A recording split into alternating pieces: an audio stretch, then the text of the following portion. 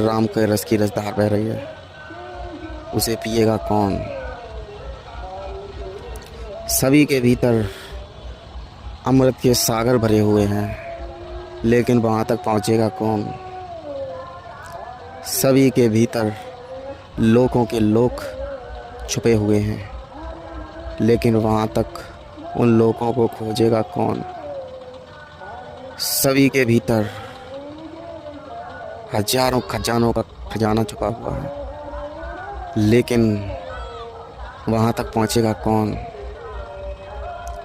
अगर इसी तरह अपनी यात्रा को बहिर्गमन रखते हुए बाहर ही सत्य मानकर अपना जीवन व्यर्थ करते रहोगे, तो भीतर के खजाने से निश्चित ही चूक जाओगे।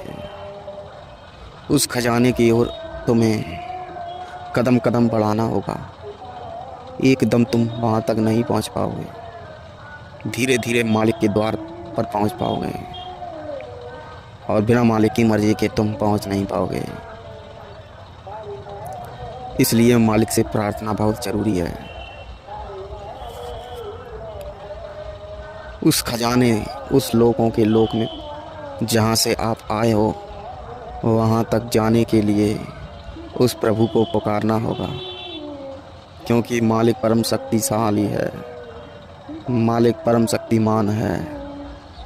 वो आपको निश्चित ही खींच लेगा, लेकिन उसके लिए आपको पात्र तो भरना ही पड़ेगा। उस खजाने को पाने के लिए आपको पात्रता अर्जित करनी होगी। पात्रता है प्रभु प्रेम, प्रभु की भक्ति लगन से करनी होगी।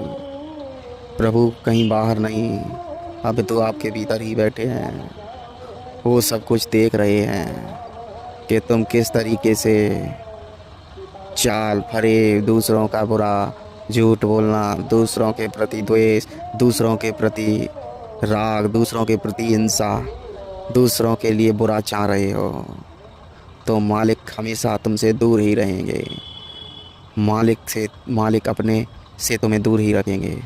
अगर उनके करीब पहुंचना है तो मालिक का प्रेम तुम्हें सब में बांटना होगा।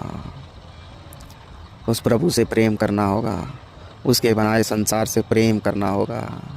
दया करुणा इनको धन बनाना होगा। दया को, करुणा को, मानवता को इन्हें अपनाना होगा, तभी तुम्हारी यात्रा अंतर यात्रा की ओर मुड़ सकती है।